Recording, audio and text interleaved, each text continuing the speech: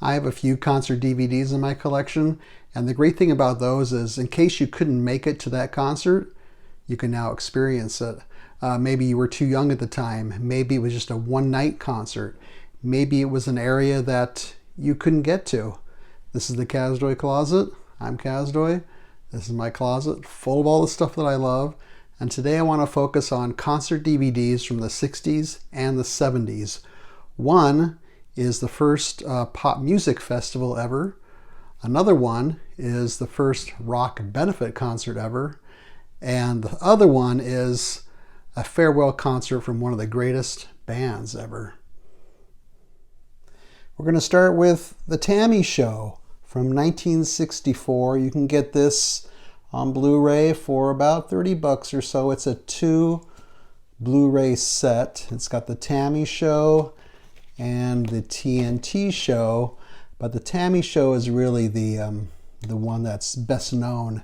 TAMI stood for Teenage Awards Music International. It was supposed to be an ongoing thing every year to raise money by having this show, but it kind of fell apart, so they only did it the 1 year. Then it was shown in theaters for a while. It was filmed at the Santa Monica Civic, a place I used to go to quite often. I've seen a few acts there. It was a nice, not very big place. I saw the Eagles there when they first started out, Traffic later in their career, and the Kinks. The interesting thing about the Tammy Show is it's such a diverse roster of talent. Take a look at the poster here. You have the Beach Boys. I think it was one of the last times that Brian Wilson performed live with the group. Chuck Berry. And you have a lot of go-go dancers performing behind some of these people too, which is really cool to see. James Brown and the Flames. Now, a little anecdote for you. I actually saw James Brown perform live in Las Vegas, but I was young. I was maybe 10 years old. And believe it or not, we even got to go backstage and we met James Brown and the Fabulous Flames. They were really cool, really nice to us. We were in their dressing room talking to them. Very cool. And some of these acts are long forgotten, like the Barbarians and Billy J. Kramer and the Dakotas. But you can see the diversity of surf music, rock and roll, soul, British invasion music, Jerry and the Pacemakers. Leslie Gore was actually the biggest draw because she was had the biggest number of hits at that time. Jan and Dean are another kind of forgotten group. They were like surf music, and they were the hosts for the show. And Smokey Robinson, great. Supreme's great. Rolling Stones, great. But James Brown really kind of stole the thunder from the Rolling Stones, who came on after James Brown. And the Rolling Stones were just making their mark in the U.S., and so they kind of didn't live up to the standards that James Brown sets. If we look at the set list, you can see this is a nice booklet that comes with it. It's about 30 pages long. So here's the set list. Let's see if we can get that for you. So you have Chuck Berry, who I actually saw many years ago at the LA Coliseum for a big benefit show. Jerry and the Pacemakers, and then Marvin Gaye. And you can see Leslie Gore does a lot of songs. And the Beach Boys do a few, and so on and so forth. Now, the TNT Show is not quite as well known. It's more of a folk rock thing. It's from the next year, 1965. And there's the lineup for the TNT Show.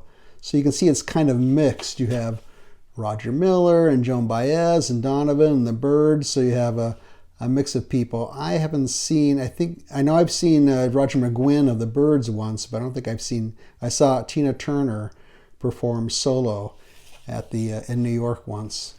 And there's the set list for the TNT Show. If there was a backup band, it was the band known as the Wrecking Crew. These were the outstanding session musicians that included people like Glenn Campbell and Leon Russell, who backed up so many performers back in the 60s, worked for Phil Spector a lot, worked for Brian Wilson, and there's also a documentary about them called The Wrecking Crew, which is worth checking out. So just want to make sure I mention that. Next, from 1967, we have the Monterey Pop. This is the complete Monterey Pop Festival box set. This is an old DVD version. There's a Blu-ray available now. You can buy the whole complete thing. You can buy one disc, whatever you want to buy. This is known as the first rock festival. It was 3 days in Monterey, California, about 200,000 people. There were some other acts that were approached to appear at the festival, but for various reasons they didn't. So it's very California oriented. Personally, I don't think this is that great a concert film, but it's a nice 60s time capsule. And the standout is really Janis Joplin. So let's take a look at who was. Well, first here's what you get in this box set. You get various outtakes that I'll get into in a minute, some commentary, some interviews with the people involved. And there's 3 discs. You have Monterey Pop, which is only 79 minutes long. You have Jimi Hendrix and Otis Redding live on a separate disc. And then you have some outtake performances, which is actually longer than the Monterey Pop film. So you have a nice booklet here. It's about 70 pages long or so. Some background on the concert. And if we go to one of these pages, we can see exactly who showed up at the concert. So there you go. You have Mamas and Papas, Canned Heat, kind of a bluesy band, Simon and Garfunkel, Hugh Masekela, a jazz performer, Eric Burdon. There's Janis Joplin's group at the time, Big Brother and the Holding Company. And like I said, she was the standout. Jefferson Airplane, Bay Area group. And The Who are always good, and they're very good on this too. And the set list I can show you, but unfortunately it doesn't tell you who's performing what. Some of them you know right away. That's Feeling Groovy, that's Simon and Garfunkel, but some of the other ones might be a little confusing. Then, because this is the complete version, you have Jimmy plays Monterey, and then Shake, Otis Redding at Monterey. And this might be blasphemy, but I'm not a big Jimi Hendrix fan. I understand his contribution to music. I think he had great stage presence. I'm just not a big fan of his music. I would rather listen to and watch Otis Redding anytime. But as you can see, he's got a pretty short set here. It's maybe about 20 minutes long because his songs are pretty short. So you get that one. Then you have the outtakes, the performances that didn't quite make the final film. And there's the people involved in that. Some of them long forgotten, like Quicksilver Messenger Service, Electric Flag. Most people probably don't remember them. And Tiny Tim. Let's not even talk about him. I don't know how he got in there. The Blues Project, people don't remember them too well. But a lot of outtakes. So continuing to go chronologically from 1970, here is a concert film of The Who live at the Isle of Wight and in 1970. And this is the classic Who lineup, of course. Now, I saw them right after Quadrophenia came out, so that was about 73 or 74. And they had Tommy, their album Tommy came out in 69, and then Who's Next in 71. They performed in front of 600,000 people at this concert, and it was about 2 in the morning. And, you know, you have Roger Daltrey, one of the greatest rock singers of all time. John Entwistle, one of the greatest bass players of all time. Keith Moon. Now, again, I think he's great to watch. He's not my favorite drummer. I think he thrashes around too much and hits those cymbals too much, but he's got some good stuff, of course. Pete Townsend, I think he's a really great songwriter, and he's got some really great classic riffs. But as far as being a solo guitarist, when he stretches out on his electric guitar solos, I really don't think they're that great. I don't think there's any kind of arc to them. I don't think they tell a story, so to speak. I don't think there's a beginning, middle, or end. Compared to somebody like Eric Clapton or Jerry Garcia or Duane Allman, I think they're superior as far as solos go. But I love The Who. And Here's the set list. It takes them a while to get going usually, but then they really get into a good groove. And then this whole section here is from TAMI, and they kind of rush through it in a way. I prefer listening to the studio version of TAMI, but you can't go wrong with The Who. I showed this to a class of high schoolers once, and they were kind of blown away by the energy of Keith Moon especially. So moving ahead one more year to 1971, we have the Concert for Bangladesh with George Harrison and Friends. This is kind of a tough one to find. This is the DVD, and it's going for about $110 on Amazon. I don't know if the CD or the vinyl is available, and I'm assuming this is out of print. But if you check around, you might be able to find it. This is generally considered the first rock and roll benefit concert. The idea was brought to George Harrison's attention by Ravi Shankar in Bangladesh. There was some political turmoil and resulted in a refugee problem, so he decided to have a benefit concert to raise money for them. It took place at the Madison Square Garden in New York. The first act, the first half of the concert, was Ravi Shankar and his musicians, and famously they were tuning up. And after the tuning up, the audience started applauding, so Ravi Shankar kind of laughed and said, "Oh, you like the tuning up so much, I hope you like the music better."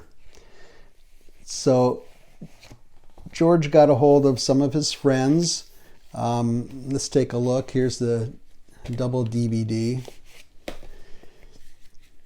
And he got quite a few people involved here. So he had Bob Dylan, who at this point had not appeared in concert for quite a while. Clapton on guitar. I've seen Clapton in concert before. I'm going to talk about that in another episode. I've seen Dylan about 3 times. Once with the band, believe it or not, after Planet Waves came out in 1974. Once at the Greek Theater, once at a very small venue in LA called the El Rey Theater after, I forgot which album it was, after one of his other albums, more recent album came out.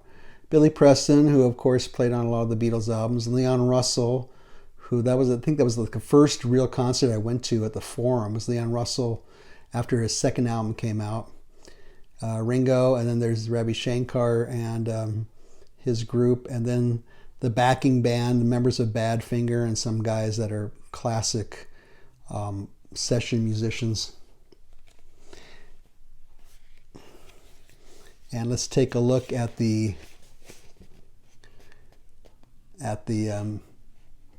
set list here. So you have a lot of songs from All Things Must Pass, which is the George Harrison's first solo album and considered by many to be the best Beatles solo album. Then you have some of the musicians taking a solo turn. There's Billy Preston doing his song, and Ringo, and then Eric Clapton performing on While My Guitar Gently Weeps, and then Leon Russell doing his medley, which really kind of brought him a lot of attention, Jumpin' Jack Flash and Youngblood. And then Dylan comes out and does a few songs. Now, the box set has some extras on it. As you can see, it has a documentary about the concert, some unseen performances from the sound check and the afternoon show, and then the making of the film, etc.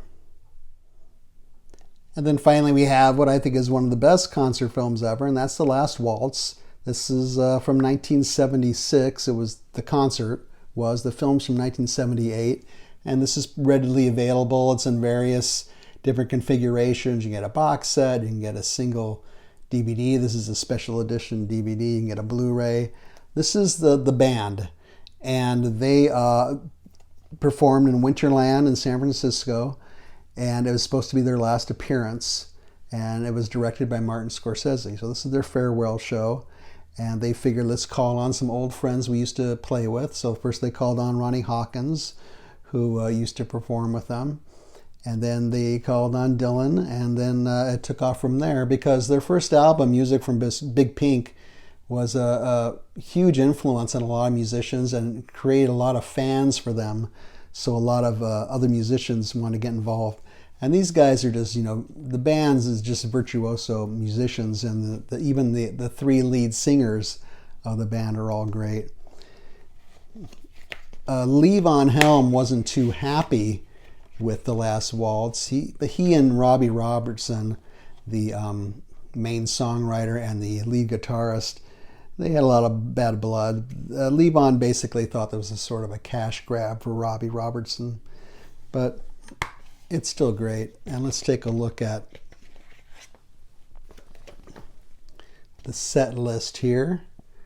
So again, just like Bangladesh, you have the band doing some songs and everybody gets their shot in the spotlight.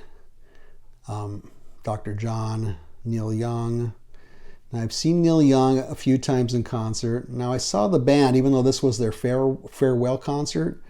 I think they went on tour again, because I saw the band after this at the Greek Theater. So I'm not sure what that was about. Neil Diamond shows up, Joni Mitchell.